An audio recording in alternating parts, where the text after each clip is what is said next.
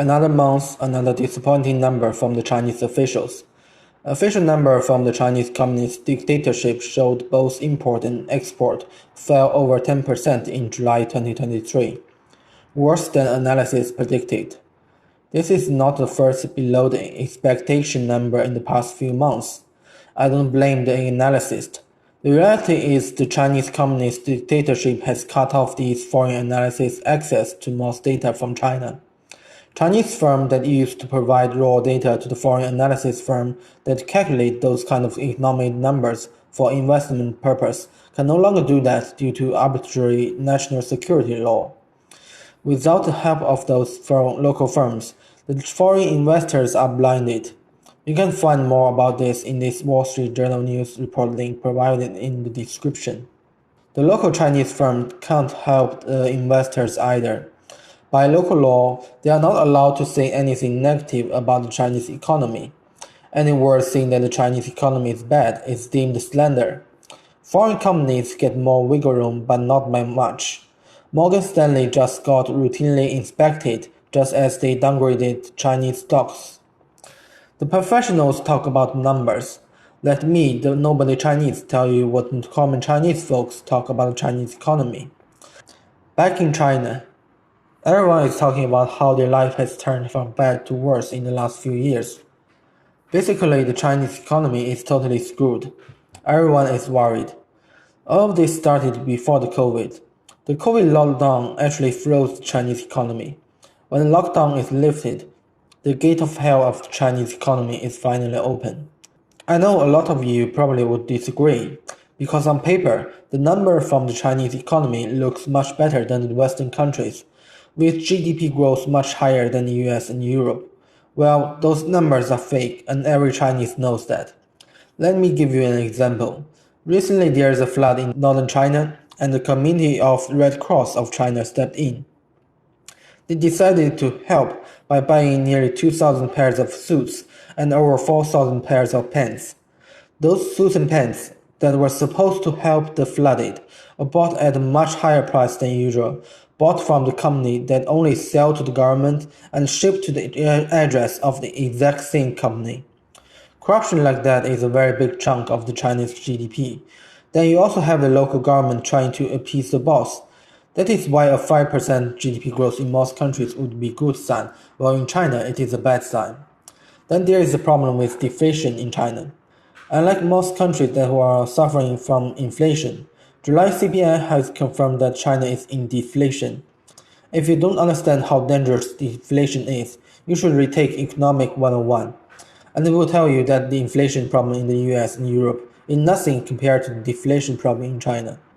That is why the market is expecting a big move from the Chinese government to boost the Chinese economy. So far, that hasn't happened yet. And I'm telling you that will almost never happen without a regime change. Because according to the Chinese government, the Chinese economy is doing fine.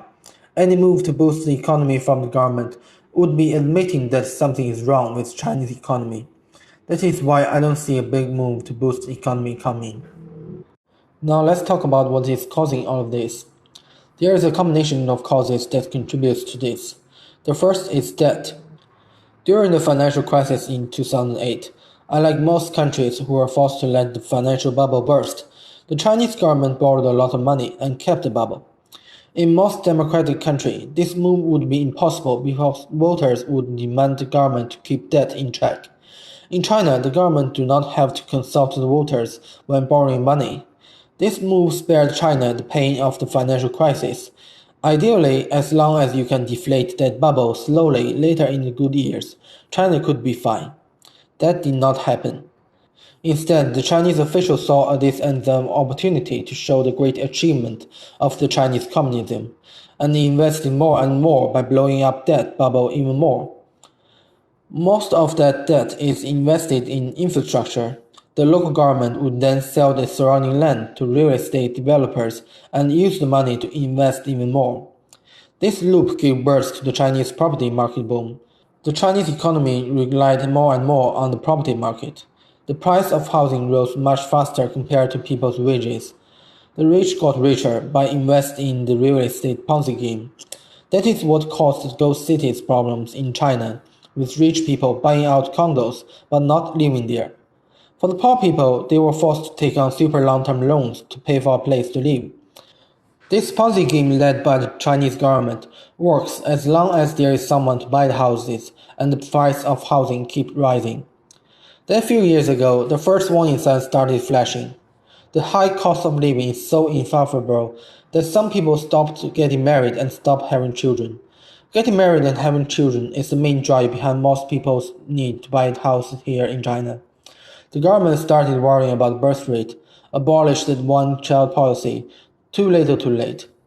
The demand for new housing is just not as much as before. For the real estate developers, they borrowed a lot of money to build new housings on the assumption that the housing price will keep rising at a steady pace. That is not happening when the people stop buying new houses. Then the pandemic hit. You can barely go out to buy food, let alone shopping for housings. Yet the developers still have to pay for loans and interest. That caused the first wave of collapsing of real estate developers. The government have debts and interest to pay too.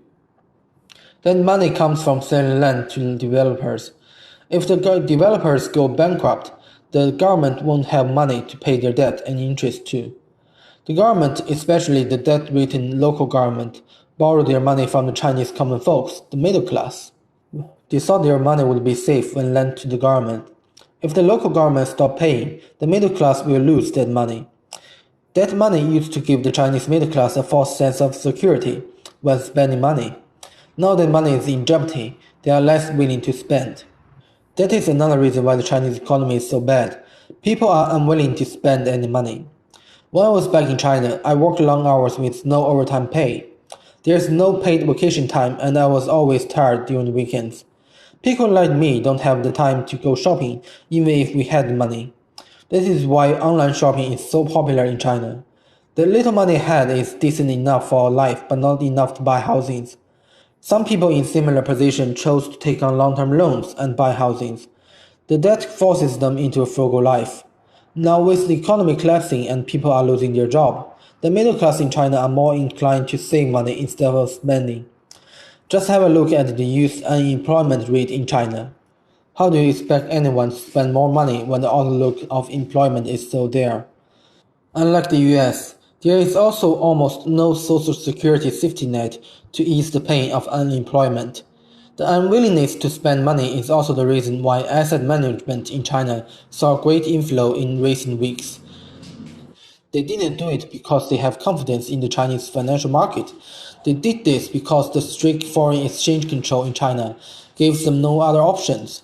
The middle class in China has lost confidence in the future of China, and that is not something you can change with lower interest rate. Then there is the Chinese Communist government messing with the market. A few years ago, out of whim, the Chinese government decided to stop commercial tutor business. This is a big business worth about $13 billion. Without any warning, the government shut it all down and destroyed the whole industry. This is just a glimpse of the Chinese communist dictatorship interfering in the free market. Unlike a democratic country, a dictatorship like China has way too much control over the market and policies, and no one to answer to. Departments in charge of the Chinese economy are often sidelined by the ones that are in charge of keeping the regime in power. With the Chinese President Xi Jinping making his position permanent, the situation is getting worse. Just as when the Chinese economy needed the foreign investors the most, the government blocked foreign investors from access to key Chinese economy data and started a witch hunt for foreign spies. Nothing will change that without a regime change.